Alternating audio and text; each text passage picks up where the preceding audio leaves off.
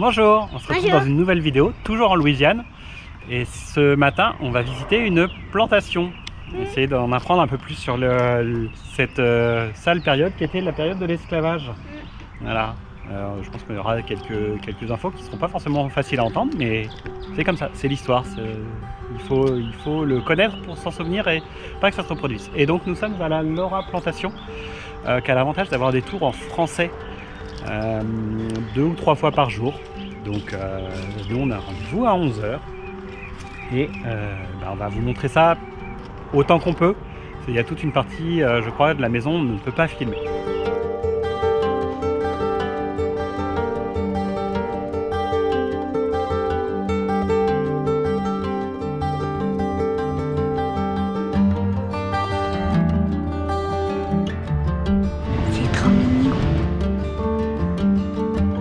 La Laura's Plantation, c'est une des, je sais pas, il y a quoi, une centaine de plantations là, le long du Mississippi, entre la Nouvelle-Orléans et Bâton Rouge, à peu près à mi-chemin.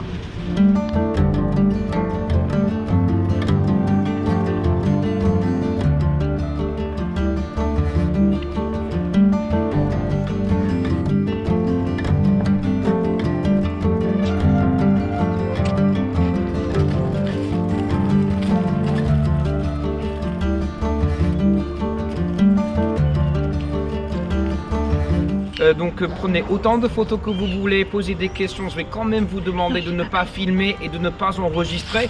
Dans cette visite, je ne vais rien invisibiliser. Donc vous êtes en Louisiane créole, je suis créole moi-même en tant que descendant de colons français qui sont arrivés ici en 1716. Ils ont pu élever les enfants. C'était des Africaines, des afrodescendantes esclavisées qui élevaient les enfants et qui leur parlaient cette langue créole. Pour la visite, nous sommes au 19e siècle.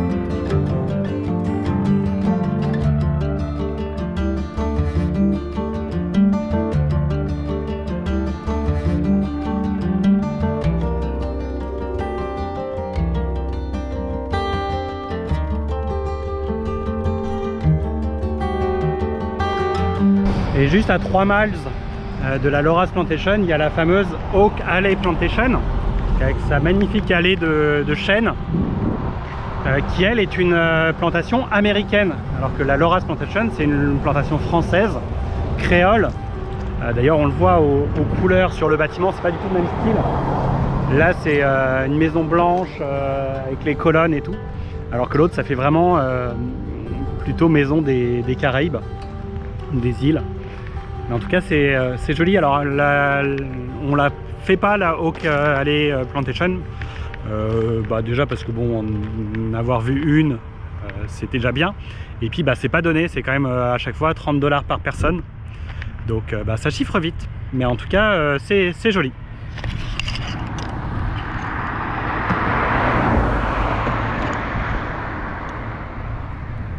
Et si vous voulez venir faire une photo, il y a un petit endroit pour se garer, un peu, enfin en vrac, hein, on peut pas rester longtemps, juste en face. Et voilà, on est sur les berges du Mississippi, à Baton Rouge, en Louisiane. Donc après la visite de la Laura's Plantation ce matin, enfin, ce midi, c'était à 11 h. Ça dure 1h15, 1h30. Et juste la petite photo là devant la Oak Alley. Et après cet après-midi, on a fait 2-3 petites courses de outdoor. Entre autres, on a racheté du cheat pour anti-moustique. Une petite cloche aussi pour quand on randonne et qu'il y a des ours. Et après, c'était passage chez Cruise America de Baton Rouge, voir un petit peu s'ils pouvaient nous aider. On a un raccord, enfin le filtre de la pompe à eau qui fuit un peu. Et j'en ai recommandé une nouvelle, un nouveau. On essaiera de changer ça. Et puis il y avait aussi un peu de silicone à faire sur la porte là. Alors les experts diront sans doute que c'est dégueulasse ce que j'ai fait. Voilà, moi c'est la première fois que je fais du silicone sur un camping-car, même première fois que je fais du silicone tout court. L'essentiel c'est surtout que ce soit étanche. On va essayer de faire beau si on peut. Donc voilà, et là on est sur le parking du Casino Queen. Donc il y a plusieurs autres camping-cars qui sont là, dont des Québécois et qu'on a un peu échangé tout à l'heure. Et demain on va aller visiter Baton Rouge et entre autres l'ancien Capitole et le nouveau qui est la grande tour qui est là. On voit qui est éclairé et normalement on peut monter tout en haut. On va aller voir ça et on vous montrera des images.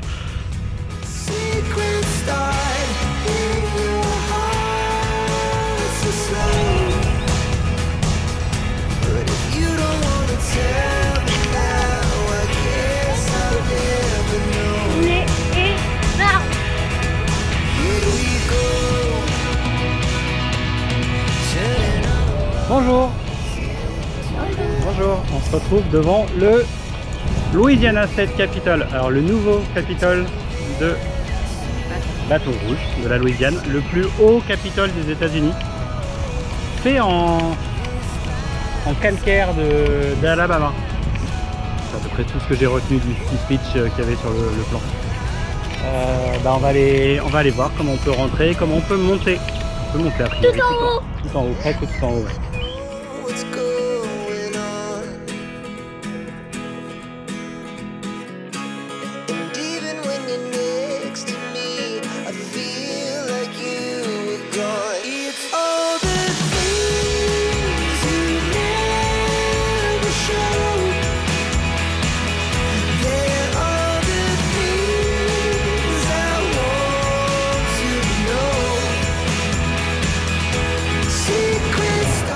René Robert Cavalier, sieur de la Salle, celui qui a remonté le Mississippi et qui a pris la Louisiane au nom de la France. Il est né en 1643 à Rouen et il est mort en 1887, donc à 44 ans.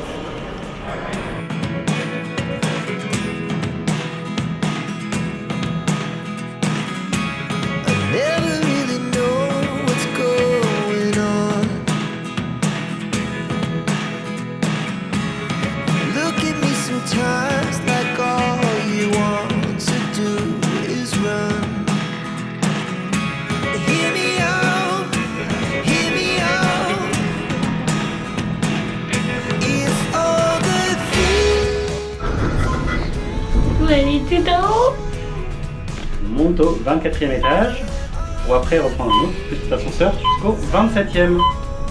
Et donc le bâtiment est de 1932. Il explique pourquoi sur les marches il manquait l'État d'Hawaï et de l'Alaska qui ont été intégrés dans les années 60, je crois, 50-60. Donc il manquait sur les marches principales, mais elles ont été rajoutées sur les deux côtés.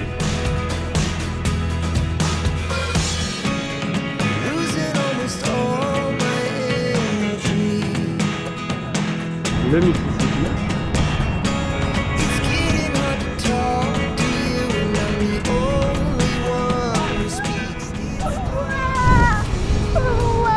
Il y avait une ouest tout en bas.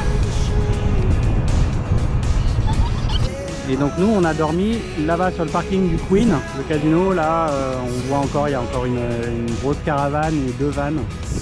On a dormi là. Et là on est garé ici. Et donc c'est la vue sur le Mississippi.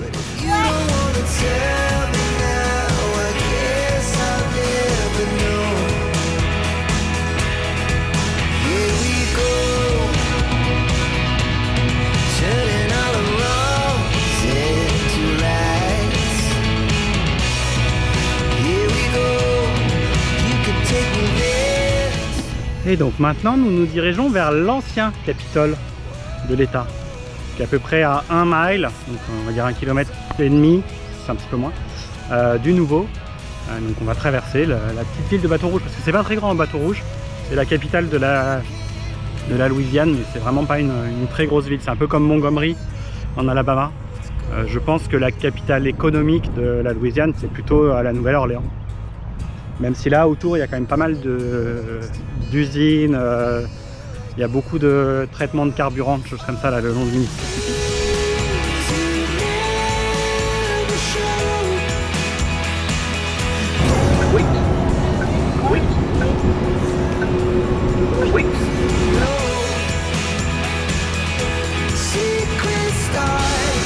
L'ancien poste office.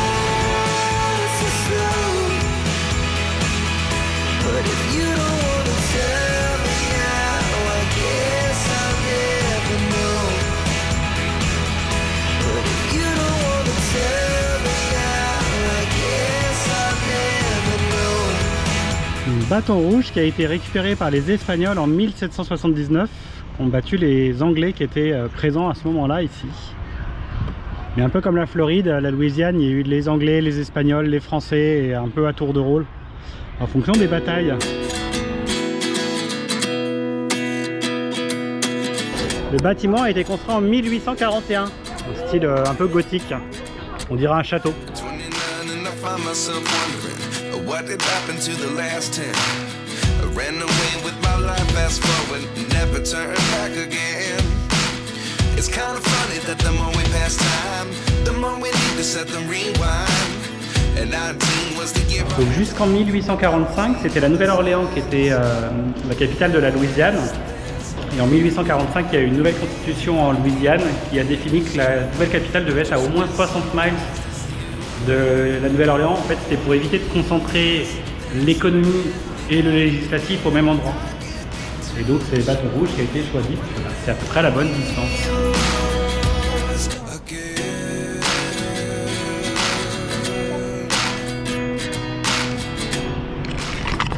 Et donc, ils se sont posé la question de quel style de construction ils allaient prendre, plutôt néo-grec ou néo-gothique. Vous avez la réponse, c'est du gothique.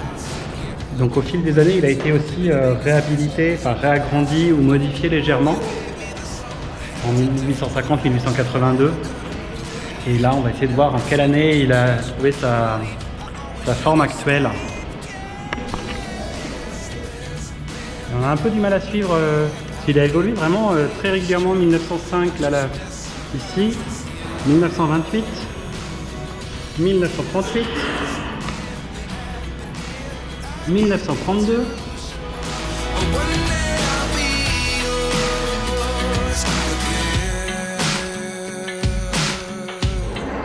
Jean-Baptiste Lemoine qui est arrivé à 18 ans en Louisiane en 1699 avec son frère Iberville qui était missionné pour récupérer l'embouchure du Mississippi au nom des Français. Et Bienville en fait c'est celui qui a fondé la Nouvelle-Orléans en 1717. Les différents drapeaux qui ont flotté en Louisiane en fonction des années. France, Angleterre, Espagne, enfin Royaume de France, Angleterre, Espagne, France, République de la Floride de l'Ouest, les États-Unis, les confédérés et le drapeau indépendant, parce que la Louisiane faisait partie des États confédérés, donc qui ont déclaré la sécession. Et enfin le drapeau de l'État de Louisiane. Et donc il y a aussi toute une salle qui reprend l'exposition universelle de Louisiane qui a eu lieu en 1984 à la Nouvelle-Orléans.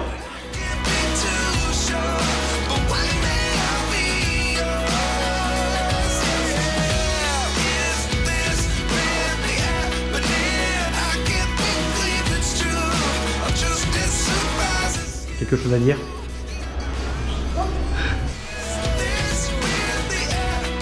Un exemple de bureau de vote. Donc on prend le papier, on a plusieurs questions et ensuite on vient faire un trou à l'endroit où on veut.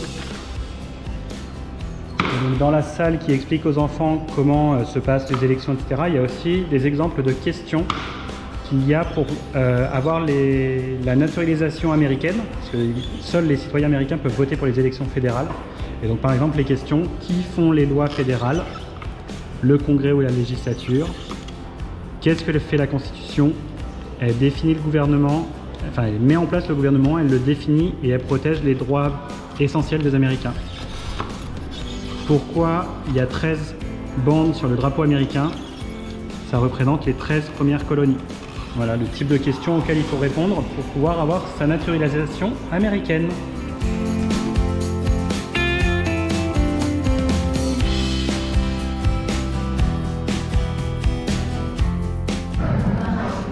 Et donc l'ancien Capitole qui est réhabilité un peu en musée. Il y a pas mal d'expos, enfin, c'est très intéressant, ça reprend un peu toute l'histoire de la Louisiane. Il y a beaucoup de choses à lire aussi, mais c'est intéressant. Et pour rappel, la Louisiane, c'était pas que le bas, c'était toute cette zone-là. Oui. Du Mississippi jusqu'aux Rocheuses.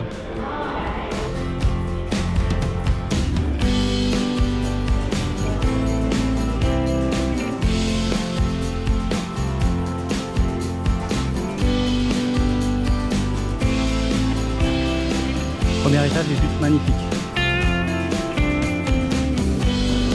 Le drapeau confédéré, donc avec les 11 étoiles qui représentent les 11 États qui ont déclaré la sécession en 1861.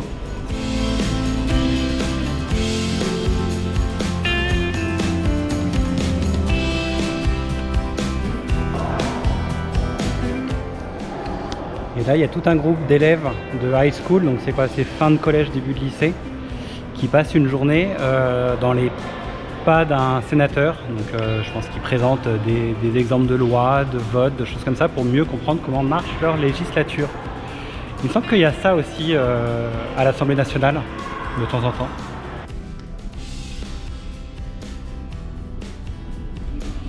Il y a une salle qui reprend les luttes contre la ségrégation entre 1960 et 1970. C'était il y a 50 ans. Les Noirs n'avaient pas encore les mêmes droits que les Blancs dans certains États, dont la Louisiane. Là, ça reprend un petit peu ce qu'on avait vu au mémorial de Martin Luther King. Évidemment, c'était une des figures clés de ce mouvement. La preuve.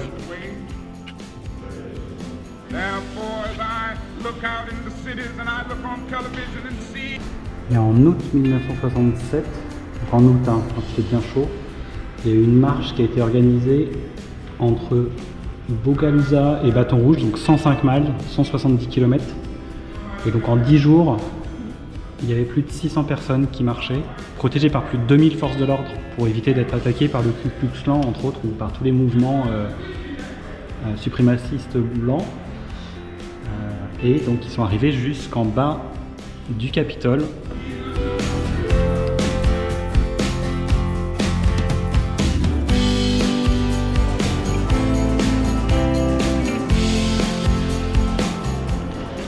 Donc la visite est évidemment gratuite et on vous la recommande fortement. Je pense qu'on a passé une petite heure quand même. C'est vraiment chouette, la coupole est magnifique. Et donc on vous invite à venir voir par vous-même. Visiter un peu Bâton Rouge. Après je pense qu'il y a à peu près ça à faire. Il y a une frégate aussi à visiter, l'USS Kidd et les berges du Mississippi. Mais c'est principalement le Capitole là, qui est intéressant à voir. Et nous on va continuer notre route. Donc merci d'avoir regardé cette vidéo. Mettez un pouce, un commentaire, abonnez-vous. Et on vous dit à très vite dans une prochaine vidéo. Ciao. Donc un merci train. Donc, les Américains ont envoyé 700 wagons comme ça pour soutenir les efforts de guerre en Première et Seconde Guerre mondiale. Et en remerciement, la France a renvoyé 48 wagons comme ça, un dans chaque État. Oui, il manquait Hawaï et l'Alaska à l'époque, on s'en souvient. Et donc 700 wagons qui ont été envoyés par les États-Unis avec du matériel dedans, ils n'ont pas été envoyés vides. Et idem, quand la France a renvoyé les wagons, un dans chaque état, il y avait aussi des cadeaux à l'intérieur pour remercier les Américains d'avoir participé à la Seconde Guerre mondiale. Oui, c'est pour la Louisiane.